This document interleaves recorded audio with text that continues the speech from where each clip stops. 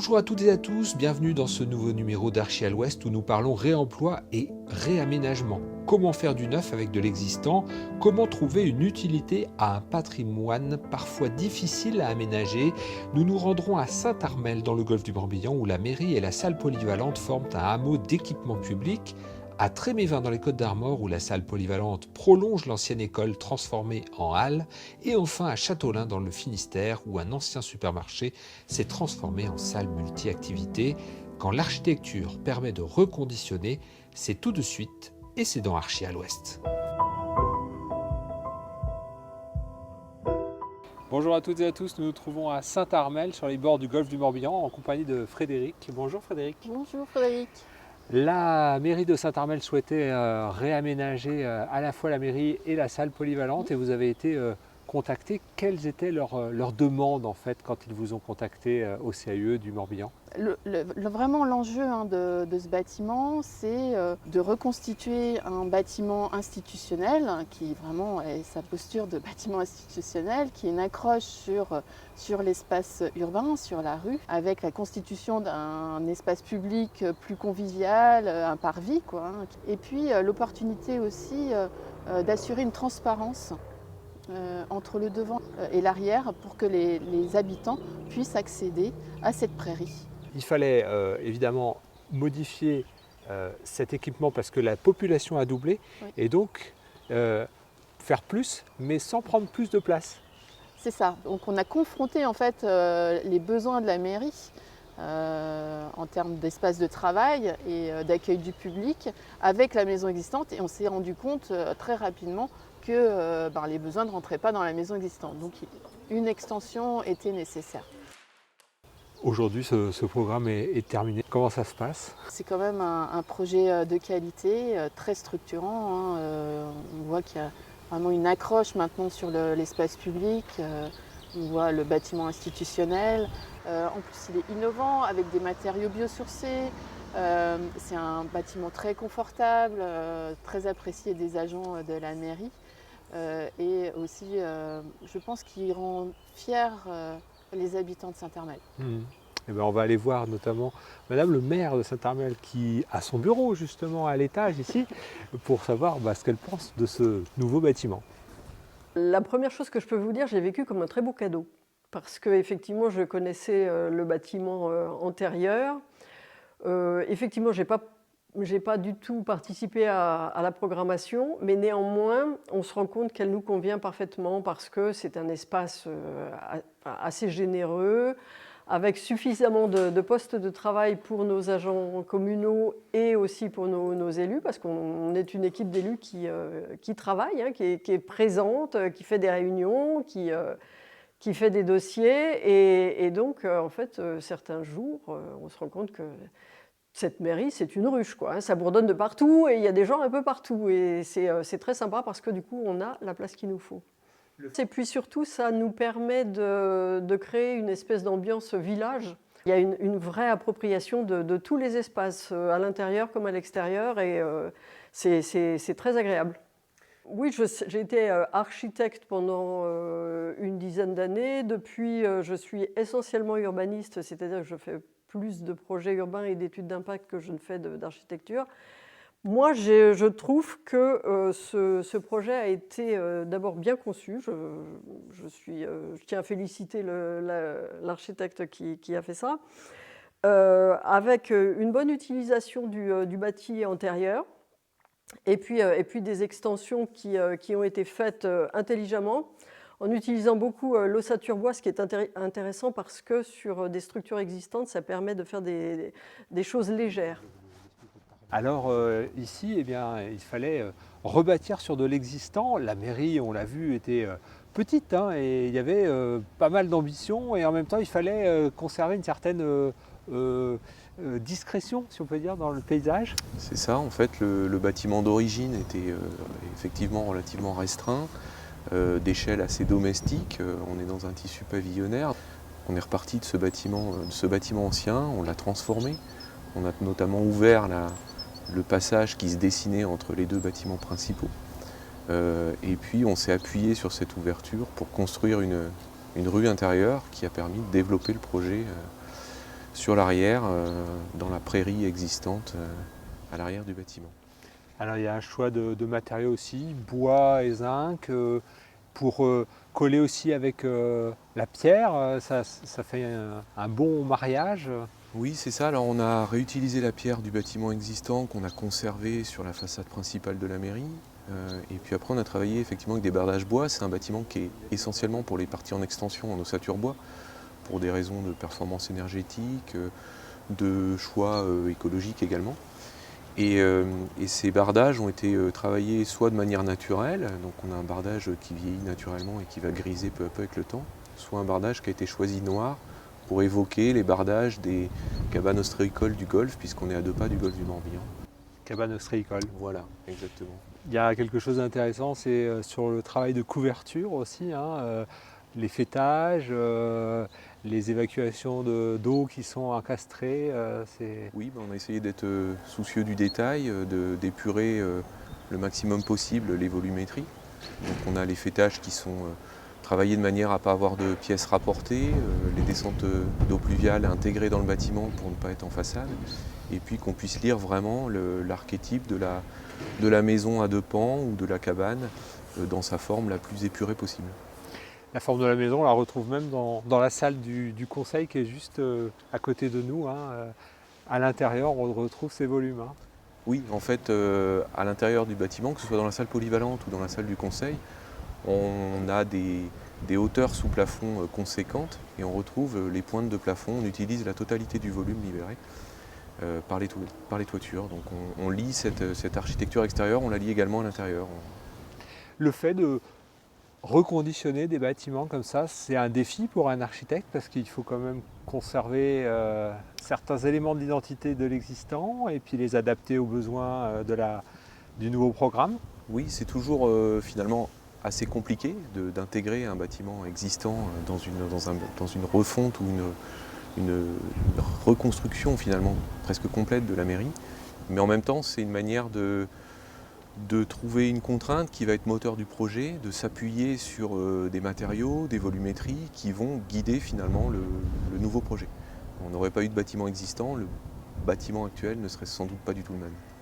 Avec l'agence Entresol, vous faites beaucoup, hein, d'équipements publics aussi et on vous demande de plus en plus de repartir de l'existant plutôt que de faire table rase. Notre agence existe depuis une dizaine d'années et finalement on a à notre actif très peu de projets entièrement neufs. On a quasiment exclusivement de la réhabilitation, de la reconversion, de la restructuration à plus ou moins grande échelle, mais donc à Plémel on peut dire qu'il y a 70% de neuf ou d'extension et puis 30% de reconstruction, de restructuration. Et donc dans la plupart de nos projets, c'est ce cas de figure-là qui se présente. On travaille beaucoup sur des petits bourgs bretons typiques du Morbihan et à chaque fois, il y a un souci de préserver les bâtiments existants, de s'appuyer dessus, de s'en inspirer. Merci Gwendal. Et il n'y a pas que dans le Morbihan évidemment qu'il y a des restructurations d'équipements publics. On va le voir également à Tréméven.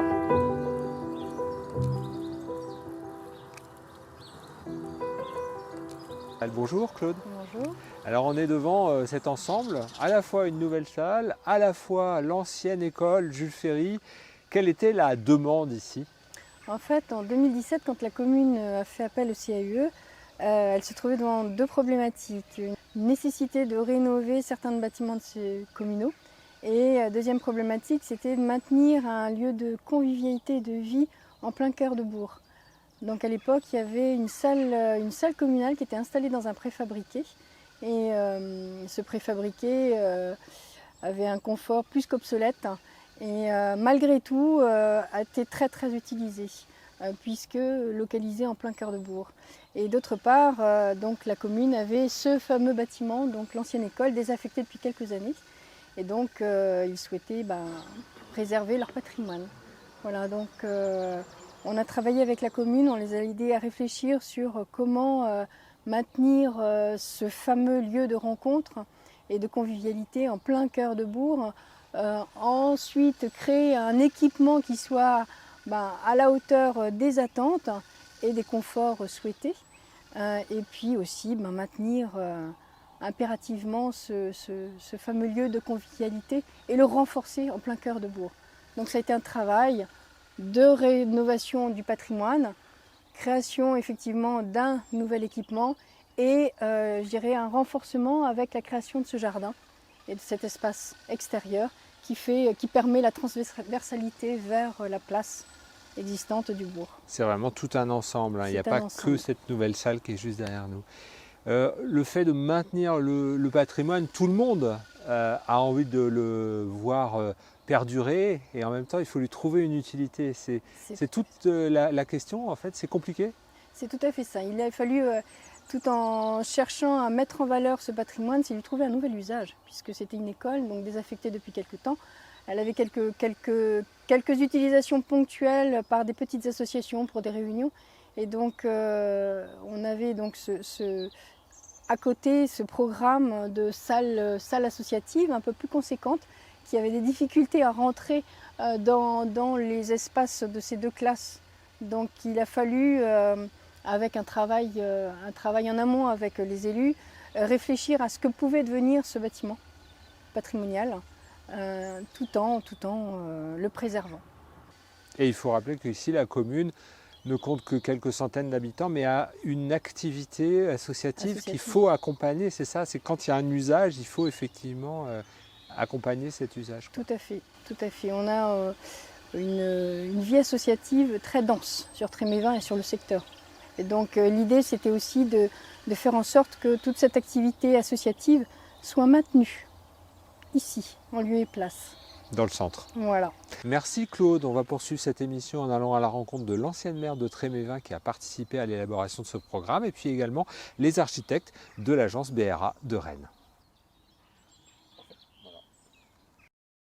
Nous avons lancé une consultation et là nous avons eu plusieurs réponses. On a même été étonnés de susciter autant d'intérêt pour notre petite commune de 365 habitants. Et c'est le cabinet BRA que nous avons retenu à l'unanimité. Le mot n'est pas trop fort, leur idée de génie a été de créer une nouvelle salle à côté de l'école.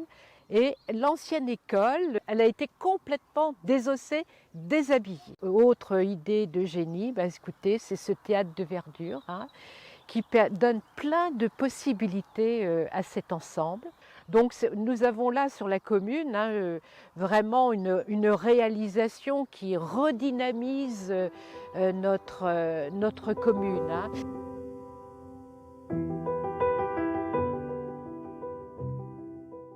En fait, avec Timothée, on est assez partisan de la notion de relecture inventive de la commande. C'est-à-dire qu'on estime qu'un bon architecte re-questionne systématiquement la commande, que ce soit par la notion de programme, que ce soit par la redéfinition des limites de site, que ce soit par l'économie. Et donc, quand on a entamé ce mini-concours, on s'est posé la question de la pertinence de construire la salle polyvalente dans l'ancienne école. Et en fait, on se retrouve avec cette ancienne école et ses dimensionnements, puisqu'on est entre quatre murs, qui ne correspondaient pas forcément au programme qu'on allait projeter dedans, en termes de dimension. Et donc assez vite, on s'est dit, ce qui pourrait être intéressant, c'est que dans le même budget, on propose un bâtiment qui dialogue avec cette ancienne école. Et en fait, cette ancienne école, on est venu la dénuder tout simplement. En fait, on avait vu la pierre disparaître, la charpente disparaître, et nous, on est venu révéler tout ça à un moindre coût. Et ça nous a permis donc d'offrir une deuxième halle, un deuxième espace capable, extérieur pour les beaux jours, en fait, tout simplement. La première intervention, ça a été de générer une implantation en T, donc de manière perpendiculaire à cette ancienne école, pour pouvoir offrir différents potentiels. Donc cette nouvelle salle polyvalente, elle est munie d'une grande baie, une baie accordéon qui s'ouvre sur 7 mètres de long, et on est venu de la même manière ouvrir le pignon de l'ancienne école sur toute sa largeur pour pouvoir faire communiquer les deux salles entre elles. Et puis cette implantation perpendiculaire, elle permettait aussi de générer deux places, une place plutôt minérale en rapport avec le parking et une place plutôt végétale qui se prolonge sur ce grand parc. La salle donc neuve, polyvalente, elle est très ouverte sur l'extérieur, très vitrée. On l'a voulu vraiment en rapport avec l'extérieur, très lumineuse. Et de l'autre côté, on a cette halle qu'on vient juste traverser. On est venu intervenir à minima dessus. Et finalement, un peu à la manière de l'abbaye de Beauport, on habite en fait une ce qui n'est plus une ruine, mais on va dire que le patrimoine, on le réinvente, en tout cas on modifie le regard qu'on a sur un patrimoine, et ça devient presque un élément de paysage qu'on vient traverser, et aussi une halle.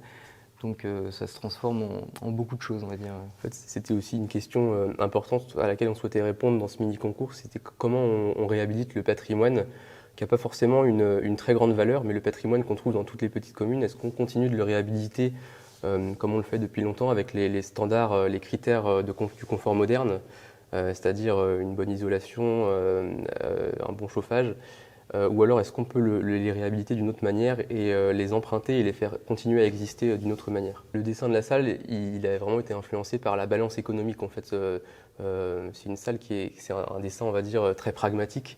On a une grande hauteur côté sud parce qu'on souhaite faire dos au hangar technique et plutôt se projeter sur le paysage et sur l'ancienne école.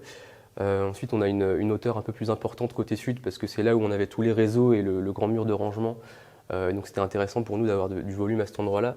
Et puis progressivement, on vient s'abaisser du côté des baies. L'intention aussi du projet, c'était d'avoir le maximum de baies pour avoir le maximum de lumière naturelle, ce qui n'est pas toujours le cas dans ces salles polyvalentes. C'était vraiment la question du concours. En fait, il y avait à la fois cette réflexion sur une nouvelle salle polyvalente en lien, puisqu'à la base, on devait la loger dans cette ancienne école, mais il y avait aussi toute une réflexion à mener à l'échelle plus globale du bourg, du raccord au bourg et du parking qui est à l'arrière, et de cet espace végétal dont on ne qualifiait pas vraiment. On savait qu'il y avait un potentiel pour la mairie pour de futures extensions.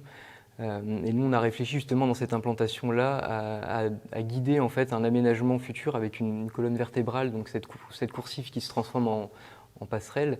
Et on est venu orienter comme ça un programme de paysage qui derrière évolue, mais en tout cas on a guidé, on a donné un peu, posé la première pierre à l'édifice, de la même manière que la halle, on l'a dénudée. L'idée c'est que les associations s'en saisissent et le fassent évoluer en fait avec le temps et des nouveaux projets, quoi. C'est un peu l'idée.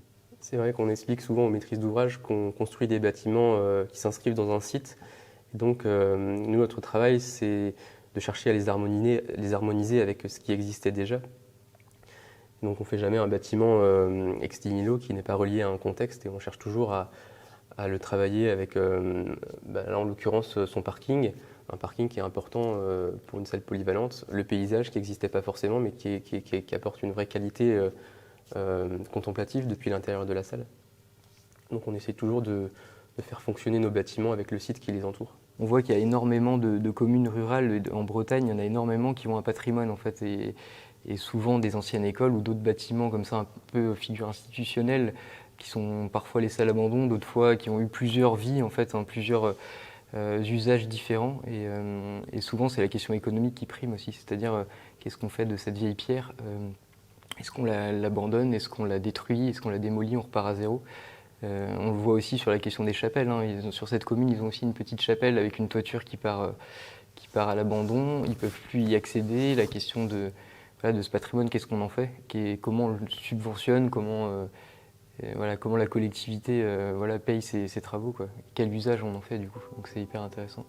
Nous quittons Trémévin et nous poursuivons cette émission à Châteaulin, où un ancien supermarché est devenu une salle multifonction.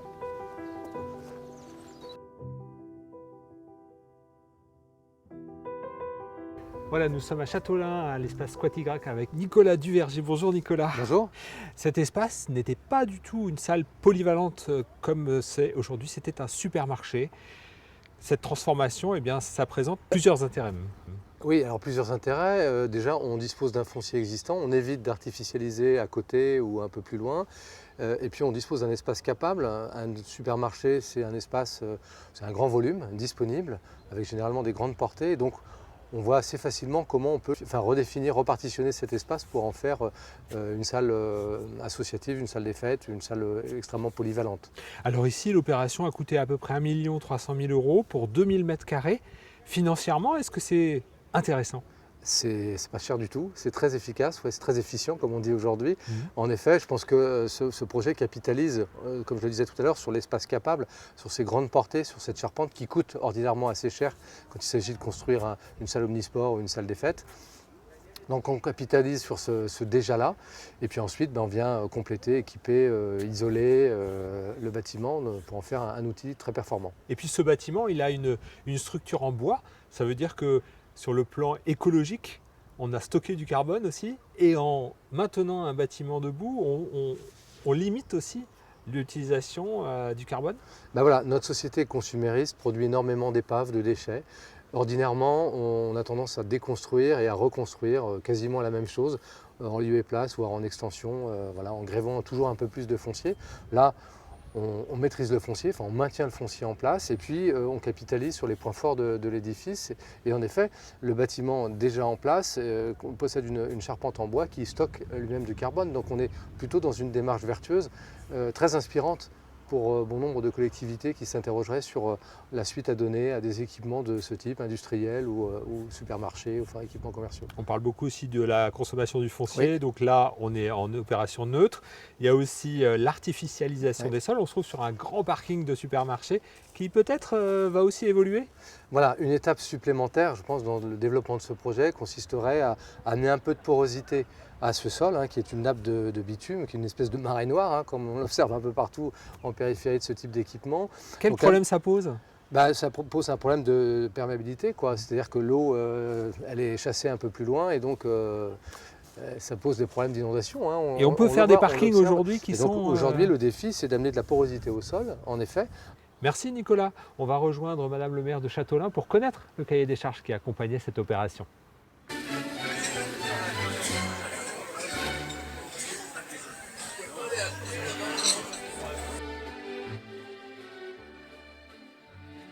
Vraiment, c'était un choix politique. C'était non pas de construire une salle neuve sur un terrain nu, mais c'était de réhabiliter intégralement cette salle de Quatigra. Donc on a fait ce choix pour des raisons de développement durable, de rationalisation aussi, mais aussi parce qu'on a travaillé avec un architecte qui nous a fait une proposition de réhabilitation tout à fait intéressante. Notamment la vêture extérieure de ce bâtiment, dans un matériau métallique, ça peut surprendre. Mais ce qui m'a beaucoup plu avec les élus, c'est le fait que ce bâtiment s'intègre bien dans le paysage. Et il s'intègre parfaitement parce qu'il vit avec l'environnement, ce n'est pas toujours le même bâtiment. Ça nous a beaucoup plu. Et voilà, le travail avec l'architecte a été essentiel.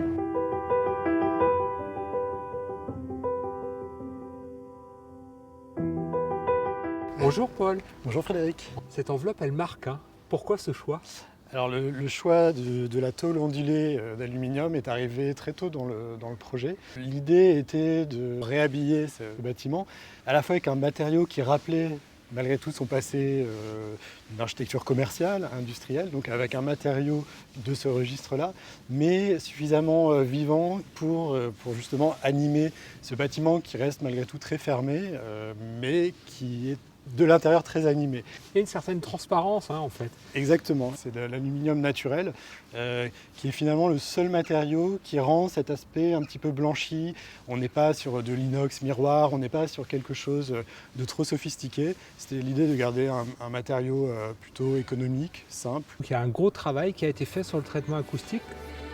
Comment ? Cette problématique a été abordée d'une seule manière, c'est la généralisation de l'utilisation de panneaux de fibres de bois qui sont des panneaux acoustiques, qui ont aussi la propriété, alors ils sont un petit peu isolants, ça contribue aussi à l'isolation du bâtiment. Souvent les choix pour ce projet ont été faits de cette manière-là, à réussir à répondre à plusieurs problématiques par un seul geste, une seule décision. Paul, vous disiez des économies sur la peinture, et justement, les charpentes d'origine sont restées dans cette couleur miel très typique des années 80. Pourquoi ? Déjà, l'idée de la mettre en valeur, d'une certaine manière, les autres revêtements sont plutôt neutres, on a gardé cette tonalité.